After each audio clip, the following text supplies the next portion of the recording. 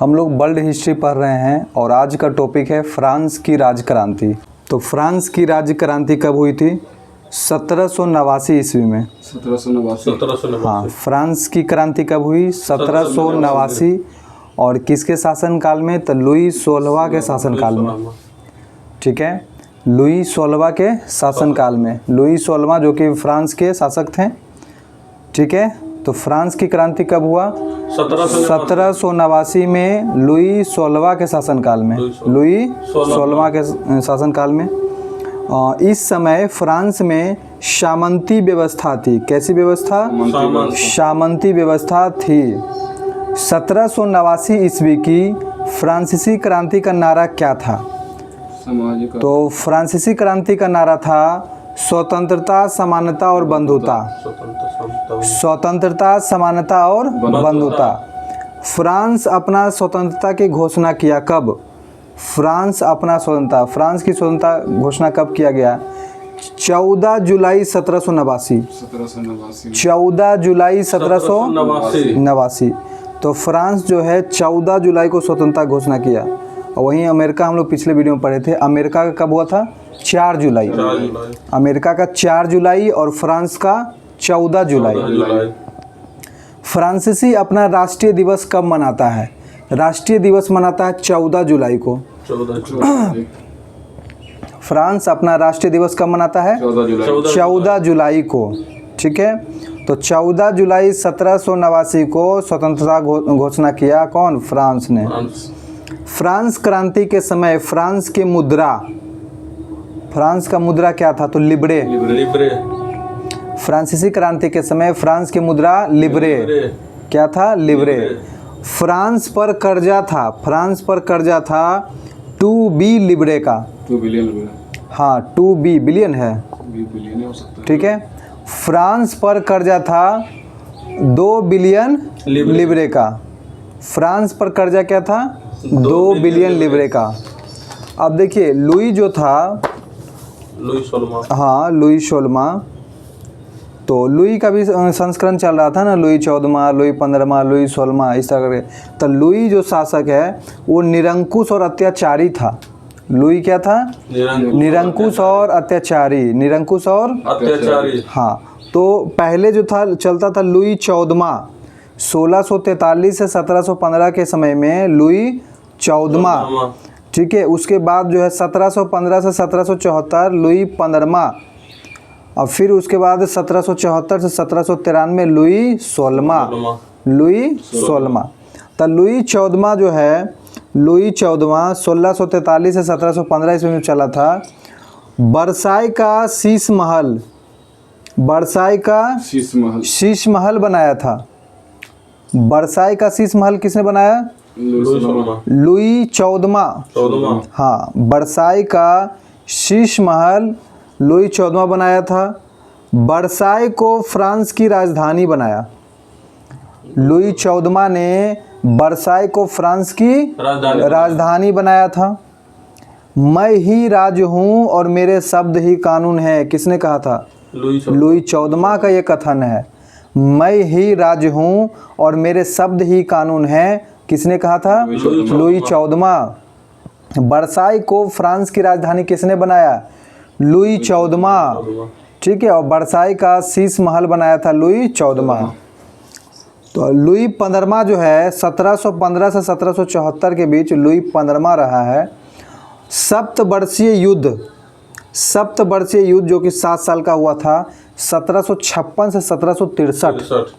सप्तवर्षीय युद्ध कब हुआ था? 1756 से 1763। ठीक है, 1756 से 1763। किसके समय में हुआ था सप्तवर्षीय युद्ध? लुई 15वां। सप्तवर्षीय युद्ध लुई 15वां। और किसके बीच हुआ था सप्तवर्षीय? इंग्लैंड और फ्रांस के बीच। इंग्लैंड और फ्रांस। और इसमें फ्रांस क्या हो गया? हार गया था। फ्रांस सप्तवर्षीय युद्ध में फ्रांस हार गया था, इंग्लैंड जीत गया था। और कब हुआ? 1756 से 1763, लुई 15वां के समय में। लुई 15वां। उसके बाद है लुई 16वां। 1774 से 1793 लुई 14वां रहा था। ठीक है, लुई 14वां।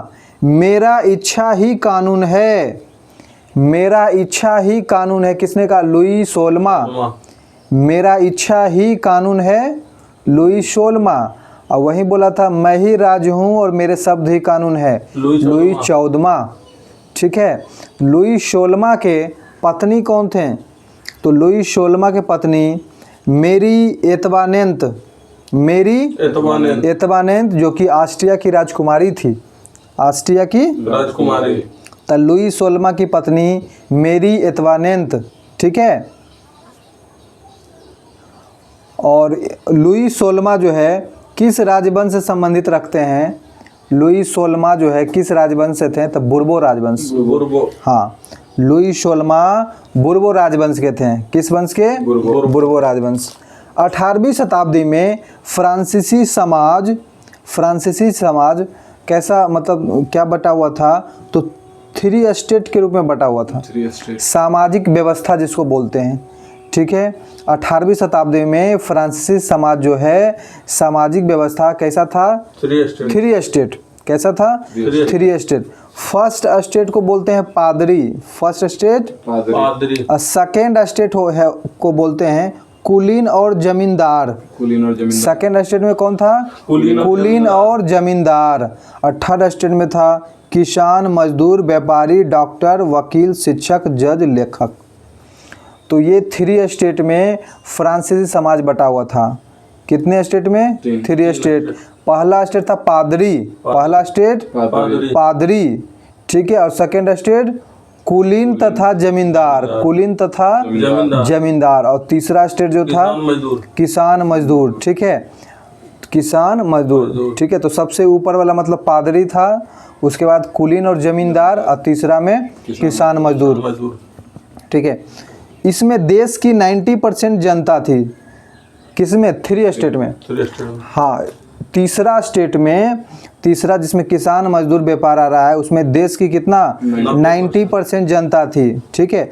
टैक्स यही देते थे, तीसरा स्टेट वाला ही किसान मजदूर व्यापार जो है टैक्स यही देते थे। और मध्यम तथा निम्न वर्ग के थे। उसके बाद देखिए फ्रांस में जो टैक्स चलता था, कौन सा चलता था? एक का नाम है टैले और टीए। टैले और टीए। फ्रांस में चलने वाले टैक्स टैले और टीए। टैले और टीए। तो टैले टैक्स जो है, टैले टैक्स राजा को दिए जाने वाला भूमि कर था। राजा को दिए जाने वाले भूमि कर को टैले टैक्स बोलते हैं। राजा को दिए जाने वाले भूमि कर को क्या बोलते हैं? टैले टैक्स। पादरी को दिए जाने वाला धार्मिक कर, पादरी को दिए जाने वाला धार्मिक कर जो है उसको टीए कर बोलते हैं। ठीक है। भूमि कर को टैले और धार्मिक कर को टीए, धार्मिक कर को टीए। ठीक है। बौद्धिक चिंतक देखिए 2-3 गो लेखक थे जो अपने किताबों में बौद्धिक चिंतक के बारे में लिखे थे, जिसमें पहला नाम आता है रूसो। रूसो कौन सा पुस्तक लिखे थे? The social contract. The social contract के लेखक कौन है? रूसो। द सोशल कॉन्ट्रैक्ट के लेखक रूसो। हाँ, और इसमें कहा गया मनुष्य स्वतंत्र पैदा होता है लेकिन यहाँ आकर बेड़ियों में बंध जाता है। किसने कहा था? रूसो ने। रूसो ने कहा था मनुष्य स्वतंत्र पैदा होता है लेकिन यहाँ आकर बेड़ियों में बंध जाता है। ठीक है। तो द सोशल कॉन्ट्रैक्ट के लेखक कौन है? रूसो। कौन है? रूसो। बाल्टेयर जो है एक बौद्धिक चिंतक है। बाल्टेयर ने क्या कहा था? 100 चूहों की अपेक्षा एक सिंह का शासन उत्तम है। 100 चूहों की अपेक्षा एक सिंह का शासन उत्तम है। किसने कहा? बाल्टेयर ने। किसने कहा? बाल्टेयर ने। ठीक है। एक है मॉन्टेस्क्यू। ठीक है। तो द स्पिरिट ऑफ लॉ के लेखक कौन है? Montesquieu. The spirit of law, कानून की आत्मा। कानून की आत्मा के लेखक मॉन्टेस्क्यू। इसमें क्या कहा गया?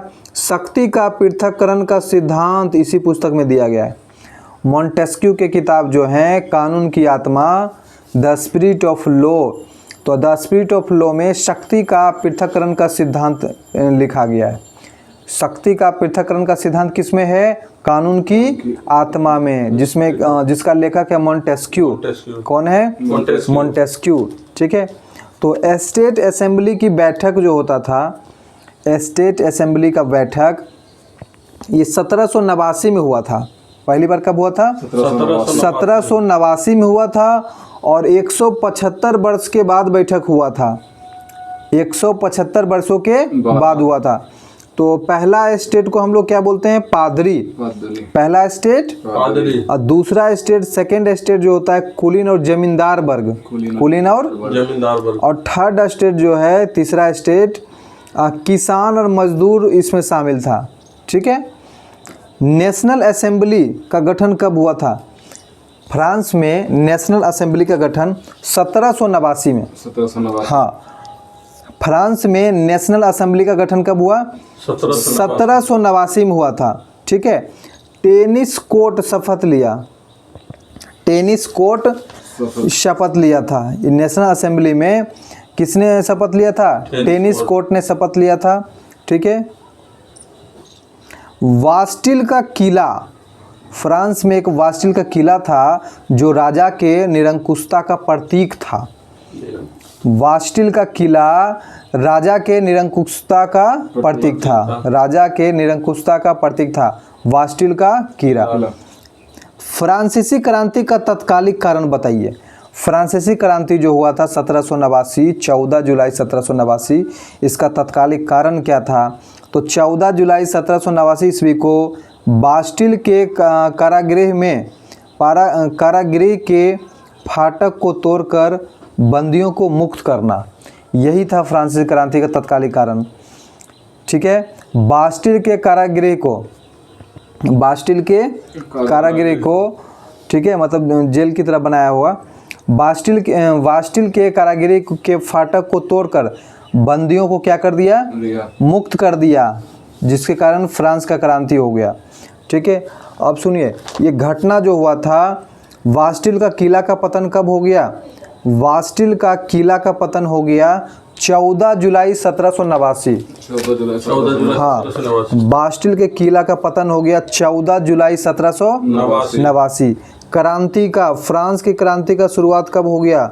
तो 14 जुलाई 1789 को। 14 जुलाई 1789। हाँ, 14 जुलाई 1789। स्टेट असेंबली बताइए, स्टेट असेंबली का गठन कब हुआ? 1789 में ही। ठीक है। तो ये डेट इंपॉर्टेंट है फ्रांस के लिए, 1789। नेशनल असेंबली, नेशनल असेंबली का गठन कब हुआ? 1789। National assembly 1789। ठीक है। कब हुआ? 1789 में। तो फ्रांसीसी क्रांति का समर्थन कौन सा भारतीय किए थे? बहुत इंपॉर्टेंट क्वेश्चन है कि फ्रांसीसी क्रांति का समर्थन कौन से भारतीय थे? तो दो व्यक्ति थे, एक तो राजा राम मोहन राय, राजा राम मोहन राय, और एक है टीपू सुल्तान।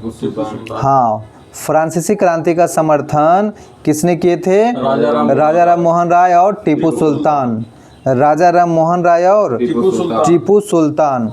लुई 16वां तथा मेरी एंतुआनेट, बिया किया था दोनों। हाँ, दोनों पति पत्नी हैं, को जिलोटिन पर चढ़ाकर, जिलोटिन पर चढ़ा दिया गया। और 1793 को मतलब चढ़ा दिया था, देशद्रोही के अपराध के कारण। देशद्रोही अपराध के कारण क्या किया? लुई 16वां और उसकी पत्नी मेरी एंतुआनेट, लुई 16वां और मेरी एंतुआनेट को जिलोटिन पर चढ़ा दिया। ठीक है, जिलोटिन पर चढ़ा दिया गया था 1793 में। कब चढ़ा दिया? 1793। हाँ, क्यों चढ़ाया? तो देशद्रोही के अपराध में, देशद्रोही के अपराध में। ठीक है।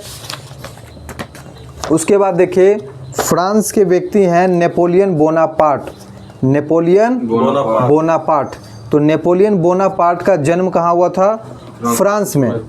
नेपोलियन बोनापार्ट का जन्म फ्रांस में हुआ था 1769 में। 1769। हाँ, तो नेपोलियन बोनापार्ट का जन्म कब हुआ? 1769 फ्रांस में, और ये कोर्सिका द्वीप पर हुआ था। कोर्सिका द्वीप। नेपोलियन बोनापार्ट के पिता कार्लो बोनापार्ट। हाँ, नेपोलियन बोनापार्ट के पिता कार्लो बोनापार्ट। ठीक है। नेपोलियन बोनापार्ट का उपनाम क्या था? Little corporal. Little corporal. Napoleon Bonaparte का उपनाम लिटिल कारपोरल, ठीक है। तो प्रथम काउंसिल के अध्यक्ष बने थे नेपोलियन बोनापार्ट जो है, प्रथम काउंसिल के अध्यक्ष बने थे 1799 में। 1799। हाँ, प्रथम काउंसिल के अध्यक्ष कौन बने? Napoleon Bonaparte 1799। जीवन भर के लिए काउंसिल के अध्यक्ष बन गए 1802 में। 1802 में। हाँ, नेपोलियन बोनापार्ट जीवन भर के लिए काउंसिल के अध्यक्ष बन गए थे 1802 में, ठीक है। फ्रांस का सम्राट कब बने थे? तो फ्रांस का सम्राट जो है लुई 16वां के बाद यही बने थे और ये 1804 में बने थे। 1804। फ्रांस का सम्राट नेपोलियन बोनापार्ट 1804 में बन गए थे, ठीक है। फ्रांस के सम्राट कौन बने थे? नेपोलियन बोनापार्ट कब बने? 1804 में। नेपोलियन कोड लागू किया गया। नेपोलियन कोड या नेपोलियन संहिता लागू किया गया था, ठीक है। और नेपोलियन बोनापार्ट का पत्नी का नाम क्या था? पहली पत्नी जोजाफाइन। हाँ, जोजाफाइन, ठीक है, जिसको तलाक देकर दूसरी पत्नी शादी किया था मेरिया लुइस, ठीक है। तो नेपोलियन बोनापार्ट के पहली पत्नी जोजाफाइन, पहली पत्नी जोजाफाइन, जिसको बाद में तलाक देकर दूसरी पत्नी मेरिया लुइस से शादी किया, और जो कि मेरिया लुइस ऑस्ट्रिया की राजकुमारी थी, ऑस्ट्रिया की राजकुमारी। ट्रांसपीडेन गणराज्य का निर्माण किया था कहाँ? इटली में। नेपोलियन बोनापार्ट जो है इटली में ट्रांसपीडेन गणराज्य का निर्माण किया। ट्रांसपीडेन गणराज्य का निर्माण इटली में किसने किया? Napoleon Bonaparte. सिसले पाइन गणराज्य का निर्माण भी इटली में नेपोलियन बोनापार्ट ने किया था, ठीक है। जर्मन राइन संघ का निर्माण किसने किया? Napoleon Bonaparte. जर्मन राइन संघ का निर्माण नेपोलियन बोनापार्ट। जर्मनी 300 भागों में टूटा। जर्मनी 300 भागों में टूटा या उन सभी को मिलाकर 39 प्रांत का निर्माण किया, जिसे जर्मन राइन संघ कहा जाता है।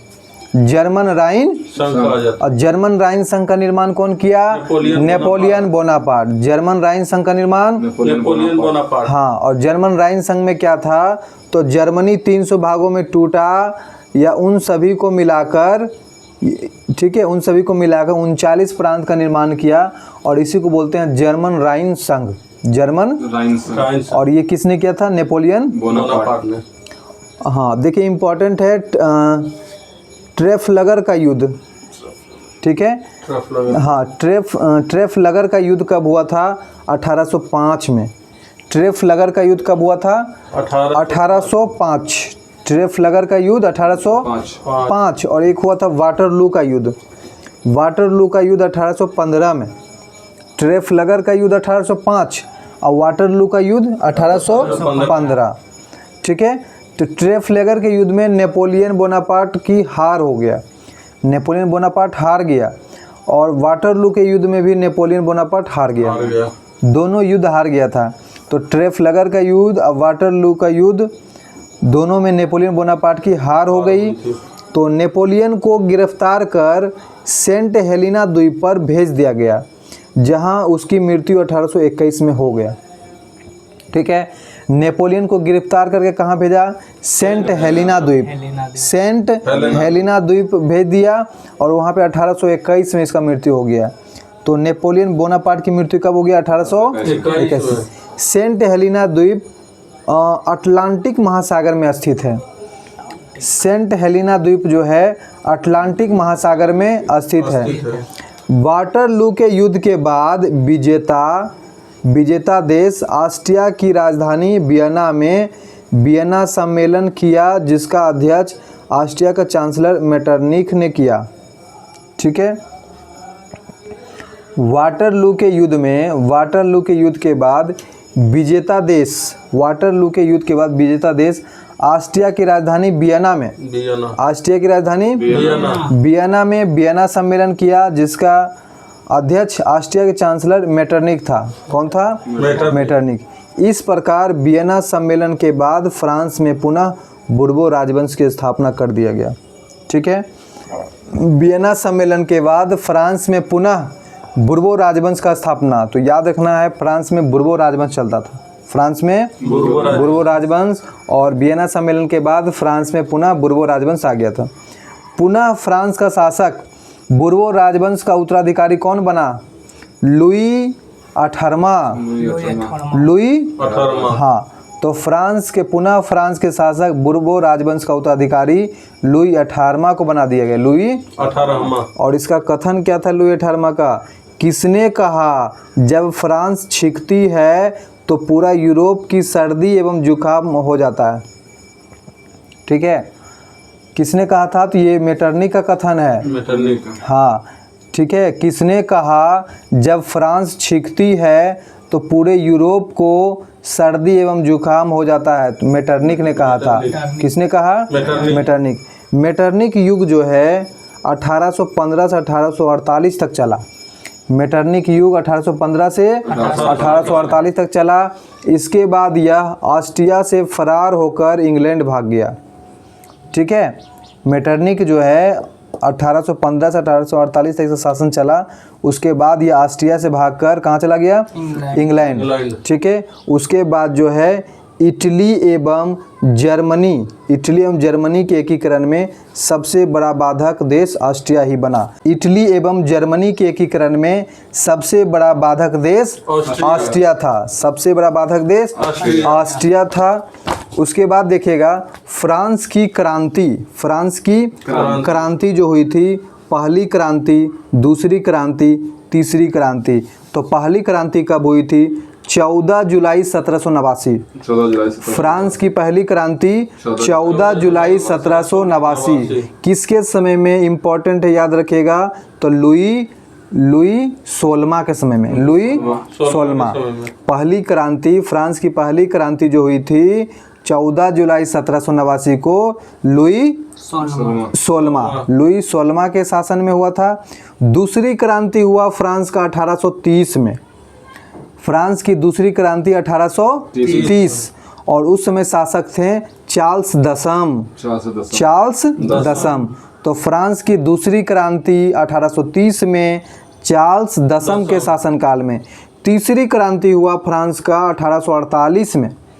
तीसरी फ्रांस की क्रांति 1848 और शासक था लुई फिलिप। तो लुई फिलिप के समय में तीसरी फ्रांस की क्रांति हुई थी। अंतिम रूप से फ्रांसीसी हार गया और इसी क्रांति के फलस्वरूप दास प्रथा को समाप्त किया गया। ठीक है, तीसरा फ्रांसीसी क्रांति के फलस्वरूप दास प्रथा को क्या किया गया? समाप्त किया गया। और फ्रांस की राजक्रांति के समय फ्रांस की मुद्रा क्या थी? लिब्रे। फ्रांस क्रांति के समय फ्रांस की मुद्रा लिब्रे। अब वर्तमान समय में यूरो है। वर्तमान समय में क्या है वहाँ का? यूरो। फ्रांस का वर्तमान समय मुद्रा यूरो। माप तौल की दशमलव प्रणाली फ्रांस की देन है। दशमलव प्रणाली किस देश का देन है? फ्रांस की देन है। सांस्कृतिक राष्ट्रता का जनक हर्डर थे। सांस्कृतिक राष्ट्रता का जनक हर्डर। और पुस्तक जो चला था फ्रांस का, सुनिए, एक था माँ नामक उपन्यास किसने लिखा था? मैक्सिक गोर्की। हाँ, माँ नामक उपन्यास मैक्सिक गोर्की। माँ के लिखा था? मैक्सिक गोर्की। मदर इंडिया के लेखक कौन थे? Catherine Mayo. मदर इंडिया के लेखक Katherine Mayo. War and Peace Leo Tolstoy. तो ये तीनों व्यक्ति Maxim Gorky, Katherine Mayo, Leo Tolstoy तीनों फ्रांसीसी थे। ठीक है, तो आज के लिए हम इस टॉपिक को समाप्त करते हैं और अगले वीडियो में हम लोग इटली एवं जर्मनी के एकीकरण पढ़ेंगे।